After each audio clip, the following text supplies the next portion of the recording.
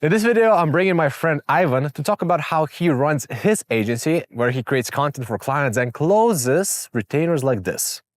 He's gonna spill all of his secrets, or should I say I extract all of the secrets from him.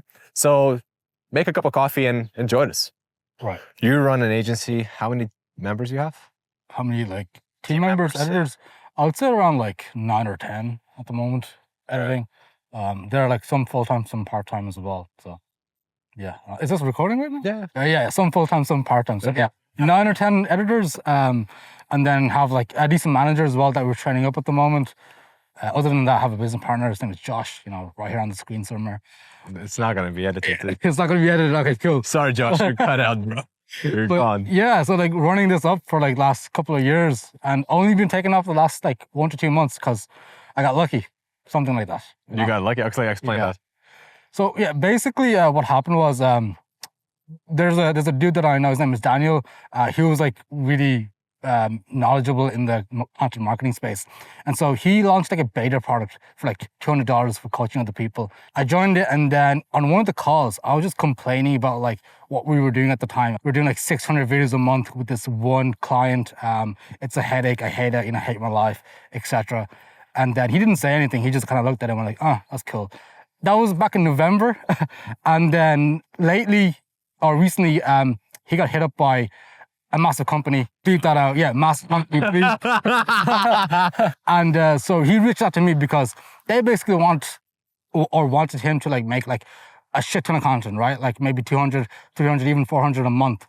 And there was no way that he could handle that. So he then came to me because he knew that I could handle something like that. I could build out a team, build out an infrastructure, and have enough people where we could actually run the service. And that's how we got lucky, because I happened to buy into his product. Looking pretty good right now, so we're scaling right now. And I do hit up this guy a lot. I want to know. I'm more curious because I'm out of the agency space. I'm not in the game of that anymore.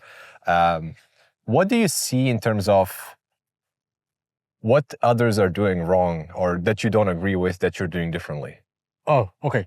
One of the things is just having really good quality on your content, because there's a bunch of agencies that are scaling with either crappy content, and yes, they work as well. But I always believe whatever you do, there has to be a couple of key factors in your business, especially when it comes to standards. So standards is one of the things. Yes. Another thing is... Bro, you're in the middle and I'm oh, sorry, my bad. God. So yeah, having really good... taking over the video. my bad. Yeah, so one of the key factors that I believe they should definitely implement within a service is just having high quality content, regardless of who you work with. Even if it's a crappy client, make sure the quality always looks good, outstanding. They want to look at the content and be wow, they actually did a good job. They actually care about my business, and I'm going to refer more people onto them. And that's usually what happened with a lot of my clients. Even though we might have not have gotten them results in the first couple of months, because the service was really good, because the standard of the actual videos were really good, they usually would refer people to us. Why? Because people will watch their content and be hey, look, who did this content for you guys? Well, Riva Media did. So that's how they would, that's how I would get an ROI, just from having high standards. That's interesting in terms of people stay working with you even though when you didn't get them result. Yeah. Why do you think that happened? Why not why they refer people to you, because you just explained it. Yeah. But why they did not get a result? The reason why they probably didn't get a result in the first place is that I started off with making sure that the quality of the content looks very premium, which worked out for me in the long run. It didn't work out for me at the start. At the start, you should probably optimize for getting results. So have crappier content, but make sure the copy is good. Make sure the film or the actual script itself is really good. That whoever the creator is can actually speak very well, or coach them on how to deliver really good content in front of the camera. Optimize for those, so those can be lowest hanging fruit that can actually get them an ROI, get them sales, get them views, that kind of stuff, and then focus on quality after. I just did it backwards, and I don't know why. I just kind of like doing that because I probably have OCD or something. If I don't like a certain type of color, a certain type of font, it has to be changed. OCD, bro. Yeah, this guy knows, bro. This guy knows. One thing that you disagree or you do differently is that you focus on quality. Yeah. So that's one thing. But are there any other things that kind of you see that others are doing wrong In your opinion, I'm not saying that Yeah. they're doing it wrong, but in your opinion. So like I worked with other agencies as well as a creative director. Couple of stuff is that they don't focus on is it's just communication. When working with editors, like they would either delegate the work and kind of forget about it and expect the editor to like just hit the deadlines. Whereas I found it is that if we like really hold editors accountable and make sure that we check up with them, make sure we ask them to clock in. So I have a system on my server where I get editors to clock in before they start work. So then I know like, hey, they're promising to themselves that they're going to start the work, and now they're going to actually stream themselves as well as they edit. So another thing is I get them to stream themselves while they edit. One of the reasons is because everybody can then see that they're actually working. So it's like, hey, look, if I don't work, I'm going to get in shit. But secondly is that they can always ask each other for help. Like, hey, bro, I can see you're doing X or Z with your content. How do I make mine look like yours, right? And they can just like kind of have a discussion about that real quickly. So I don't even have to be there all the time. They can kind of help each other. So it's like accountability amongst each other and the sense of communication as well. It's a lot higher in terms of how we communicate or how much time we spend communicating with our team. And overall, it just builds a better company culture. Like we have like a pretty solid culture at the moment where people don't really want to leave just because we're fun to be around. And so I think that's one thing that kind of sets us apart from other people, from the other agencies that I've worked with as well. I don't know if you would agree with that. I was gonna say that you create that kind of culture where everybody is keeping themselves accountable, Yeah. or keeping each other accountable. I'm not sure about the fun part, bro. The fun part, yeah. Not sure, but no, I'm just playing. So I mean, there are times that like it's like super chaotic. So if you have like a tight deadline, I'm not as nice to be around. So if you make one small mistake, I'm gonna pin you to the floor, right? Setting expectations. Yeah. So like, because I have high standards, and people have to like live up to my standards as well, because it's my business, right? And as much as that sounds selfish, like, oh, bro, you have to make a fun, comfortable environment where we can all be happy. Now, fuck that, bro. Okay, happiness only comes when we succeed.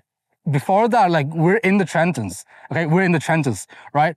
There is no happiness until we succeed, right? So yeah, that's just one thing What that. do you mean by that? Are you just saying like you can't be happy until you succeed, or is it like what's the context? Because like Right. So what I mean is that, okay, a lot of like corporate companies maybe like, or these like new gen companies, they have like a fun environment where like they can't really be uncomfortable. They can't, I guess, confront people about like bad performance, right? Whereas I don't believe in any of this shit, right? I just go straight up to them like, hey, yo, what's going on? You're not performing right now. What's happening? And they either tell me like, hey, I have something going on personal. Sure, that's okay. Just don't let this be like a recurring thing, right? Where it's not consistent or it doesn't happen often. So I just believe in like high performance or having a high performing team and make sure we're always like, performing high. And then we can kind of have a space where we can kind of like have a bit of banter and have, a couple of jokes here and there. But before that, we have to be strict. We have to like make sure we're performing and things are getting done.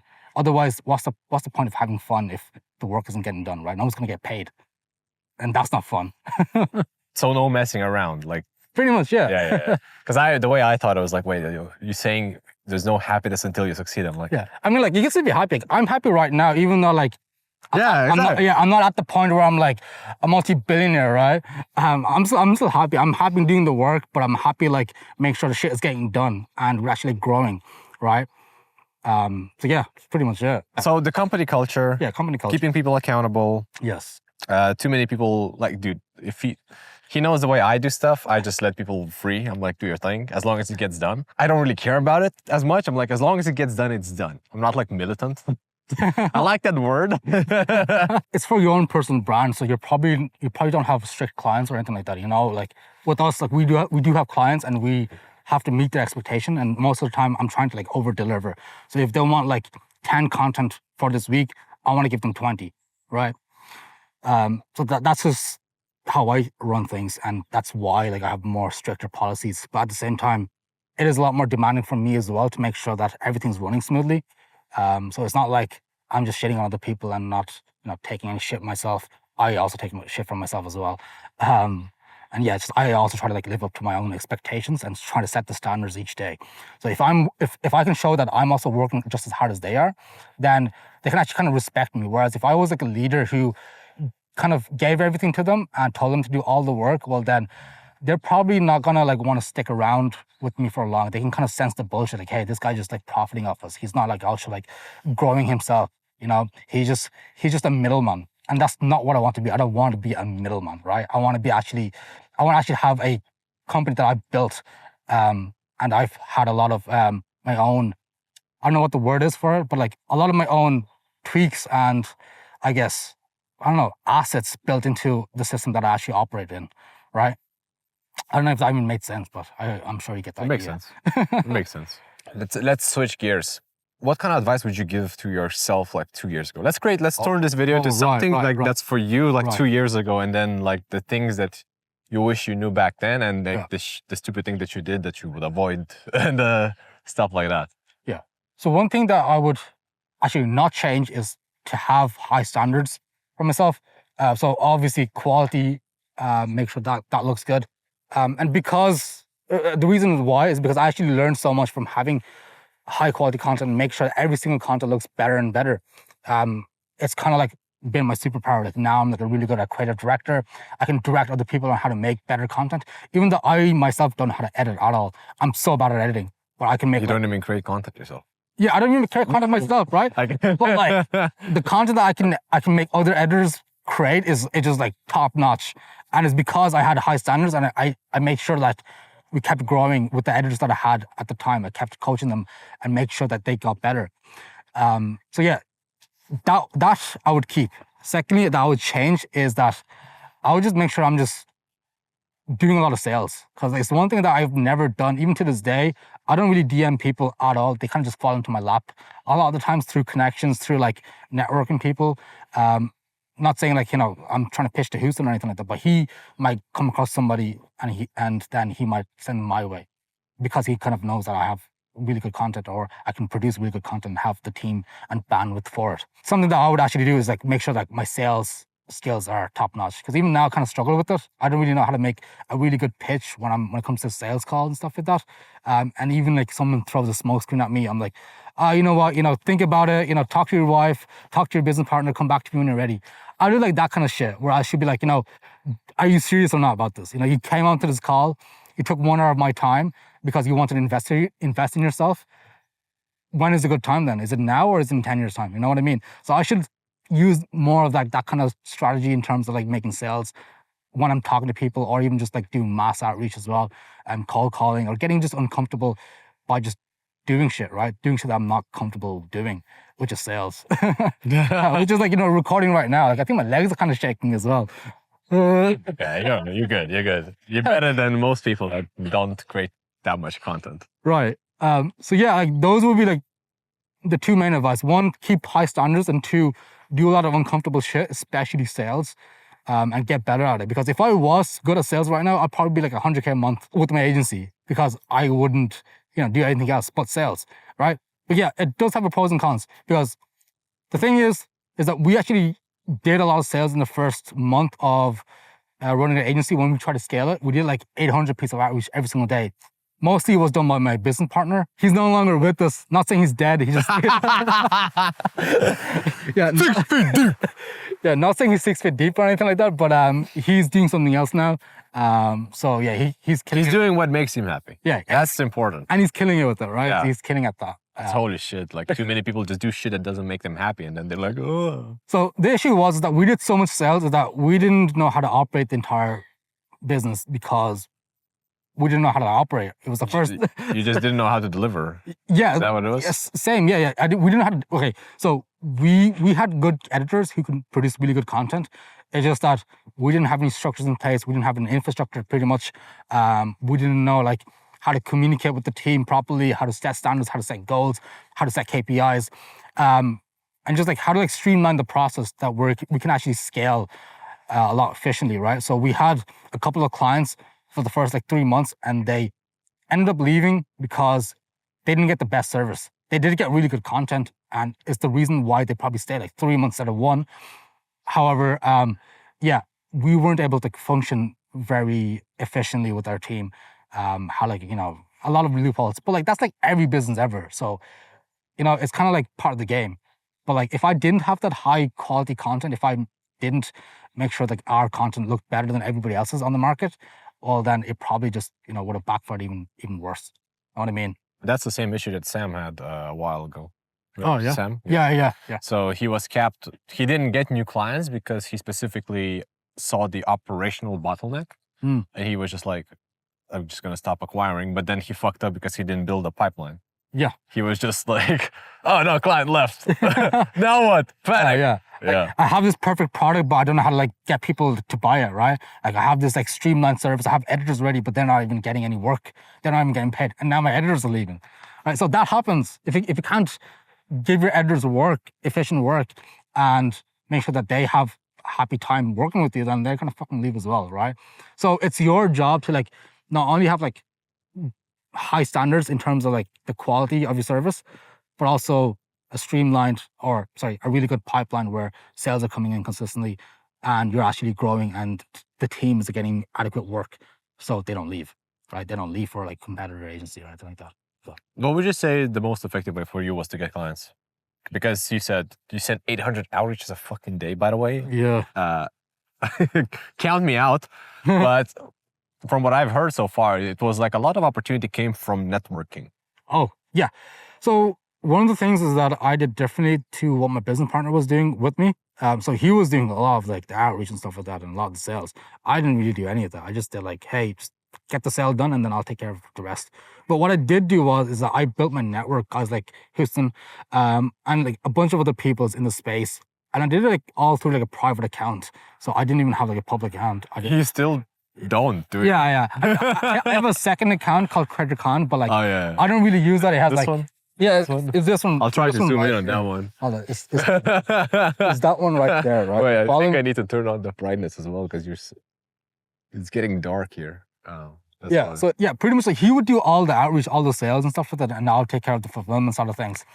But then what I was doing differently from like my private account is that I was just like networking with other people. I was just commenting on people's like posts or just like connecting with them somehow. I started building like a small community on Instagram, like a group chat with like 6 people. And we grew to like 50 or 80 people now, like 80 like agency owners, 80 content creators, whatever it might be.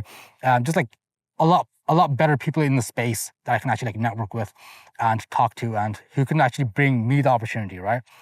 And so I just did that for the last 2 years and it's finally paying off. That deal that I just had earlier, like a month ago, is because of that group chat, right? Like that dude was added into the group chat by another guy that added in. He had like a beta product. I bought into it. I showed him what I was doing. And then 3 months later, he came back to me with an offer. You know what I mean? So it just goes to show you like there's like unorthodox ways in how you can actually grow in the market. You don't have to like always produce content. You don't always have to like do a lot of sales. You don't always have to run ads. You can rely on your network. So that's what I did differently. But now I'm going to probably pivot to like actually making a lot more content, or I've been saying that for the last 2 years, but I'm probably going to do it now. And I'm going to like start like doing ads and try to get back into sales at some point. That's my plan. It's been my plan. Now I'm just too busy to do all that now because like I have like a client I have to like deliver for, right? And it's like high demanding. So we'll see when that happens. But the plan was to do it last month and then I had that client come in. So now we're busy again. So we'll see when that happens, right? Bro, suffering from success. Literally, bro. Literally. Know what I mean? So the idea now is on how I can actually pivot to like actually get my time back is that just streamline everything, build more SOPs, have a better structure in place where the team can actually learn from what I've built out rather than coming to me for meetings, coming to me for questions and things like that. And then train people under me who can train the editors, so my managers or any creative director that I might have on board, that kind of stuff, right? Last thing is like content creation. The reason is I didn't make content before. It's because like I didn't want to be famous. I still don't want to be famous now, but like I'm just seeing like there's so much more opportunity right now if I just do it. And like, I've built like a pretty strong network from a private account from just like messaging people. So imagine if I just start like producing content and let them find me first rather than me finding them, right? I don't have to nurture them or anything like that in the DMs. I'd have to like, you know, like suck up to them and be like, yo, do you want to like join this group chat? I don't have to do any of that. You know what I mean? Like they come to me I can have a talk with them, and then we can just like kind of connect like that. It's a lot simpler rather than me like make sure like it's like a 3 months or like 4 months process where like I nurture this guy and try to get them into like a call with me, and like we have a banter like this guy here. It took me a while to like even get his attention, right? I had to swipe up twice. You have to what? I had to swipe up twice, bro. What do you mean? I think the first time I said something, like I swiped up to like a story or something like that. Oh, He okay. ignored it. And then the second time, it was about something that was going on in Dublin. It was around those. Oh, the riot. Yeah. And then I was like, oh, it's looking pretty bad. I didn't know he was from Ireland. I didn't know he was from Dublin, right? So I was wondering. Keep it low key. Like I don't need people recognizing me and then like, oh, That's good. clearly, prime example. Yeah, me. I didn't know like he was from Dublin, and I was like, okay, why is he posting stuff about Dublin? I was like, yeah, it's pretty bad over here at the moment. And then he replied to it, and then he probably thought like, I'm also like Irish. And then he kind of followed me, and then we kind of connected through that. That's how it happened. Otherwise, it would have been a lot easier for me if I had a personal brand, if I had like, I guess an account that was also as big as his, to like, for us to connect a lot easier. Like, the first time that I followed him, he might have followed me back rather than me having to like wait a couple of months. You know what I mean? The perfect opportunity to swipe up on this guy. It's like trying to slide into a girl's DMs, but like you're trying to network with other people, right? You're trying to build a business, Same concept. That's like pretty much the same. Yeah. Right? Like exactly the same. Right. So let's quickly like switch gears one more time, and we can wrap it up with this. So what's the actual offer that you're selling? Like, is it like bespoke, or like do you have like a minimum like engagement type of deal or anything like that? At the moment, look, I'm not like guaranteeing any type of results, anything like that at all, to be fully transparent. It's just that people need really good content, and they would just come to me for it, and they would make sure that I can deliver fast. So it's more or less the value proposition rather than a stupid guarantee, like I'm going to guarantee 10 million views or I'm going to guarantee you $10 million the next month. It's just not going to happen, right? So it's usually for like the wealthier people that can actually afford a really good service and get like what they want really fast, and make sure that it's of quality and it's of standard. So that's kind of what I'm offering at the moment, is that. And so there's a reason why I get to work with some like kind of big people in the space.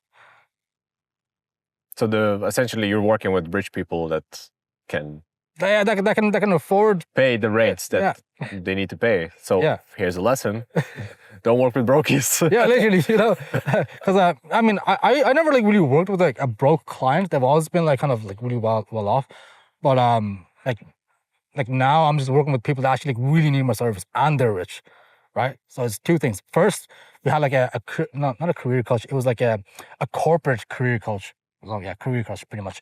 But he didn't actually have a business. He just worked with a company that was really big, and he wanted to transition over to like running a business, and he needed our service for that to help him market. However, like he didn't have anything else in the background that could like make sure that whenever we get a lead that we can sell really fast.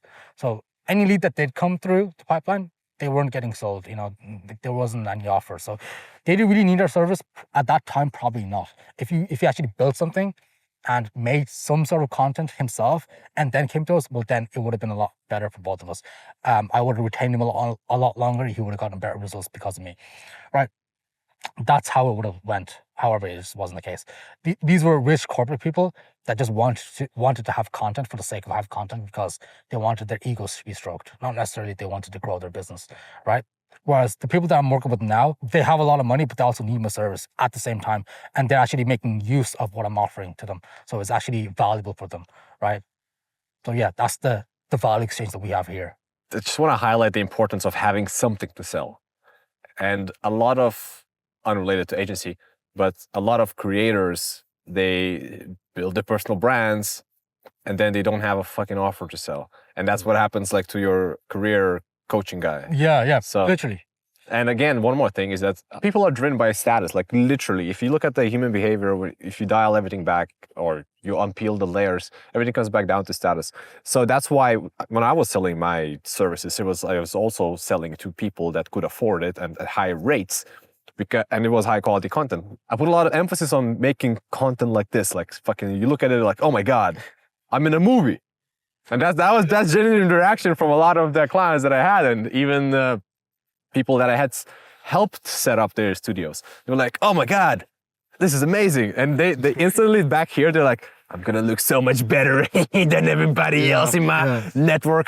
And that's where the status comes from. So that's why I put a lot of emphasis on the highest, high quality editing as well, because it gives people an experience. And if I'm somebody who gives another person a good experience, that brings my status up. So I'd say put a lot of emphasis or a lot of focus on increasing other people's status, and you're going to be pretty well off in terms of like whatever your agency or you're a content creator, whatever. Yeah. Right? And that comes in many different shapes and forms. You just need to figure out which one works for you. So would you say like the value proposition there was just to make people look good? Yeah, 100%. Yeah. 100%. That's what I focus on as well. Yeah, how can I make this guy like look so good that he wants to stay? You know yeah. what I mean? So, but these are the clients that have, let's say, infinite amount of money. Cash. It has to be like really the right type of client. That's number one. But generally people want some sort of result. The thing is that with people that already have money, that are already having some sort of business result, they have an offer, they're selling something, is they're thinking like investors. They're not thinking like the people that are not making anything else work and this thing is gonna save me. This is gonna save me. Like, no, this is not gonna save you because you're not gonna be able to pay me after 2 months or 3 months, whatever. A lot of other things are broken within the system most of the time with these type of clients. But the clients that you're working with, they have everything else dialed in. Well, except that little hiccup. But we're not going to talk about it. They have everything else dialed in. They have a good product. They just need to get attention, right? Yeah. And that's where the opportunity lies as well. So, I mean, there's endless opportunity. There's a lot of money to be made for everybody. You just need to go and get it. Long story short, right? And if you learn more about human psychology and how they operate, it becomes easier. Yeah. And yeah, that's my 2 cents, I guess, for everybody. I mean, I want to add to that. It's like, what's different about this opportunity now that I'm working with, or this client that I'm working with, is that not only like do they have everything else in place, but they have like a really good story, and they also got like a really good, I guess, value proposition that they can add to the marketplace. And it's why that if we even do like oh, puppy, it's another dog. Yeah, hey, what's good? Oh, bring the ball to me. You want me to throw the ball? Go on. No, it's the other one. They have everything else put in place in terms of like the business, in terms of like, I guess, their stories and what they actually offer to the marketplace. And then I just help them, I don't know, like reach more audience pretty much, you know, and get them more eyeballs. And that's why like we can actually like work with each other, right? I make sure that the quality looks good, that they look good while pitching to everybody else in the marketplace, and they make a lot of money because of that, and so they give me money for that. And that's the exchange that we have. There you go. Simple that's as. the sauce. Simple as. That's the sauce. All right, bro. Right. It's good stuff, man. Yeah, Appreciate you, man. Appreciate you. Yeah, I need to. Nice job, by the way. Thank you. We'll do one of these. Yeah. Thank you. Oh, solid, man. Solid. Don't need to hold on to it, like.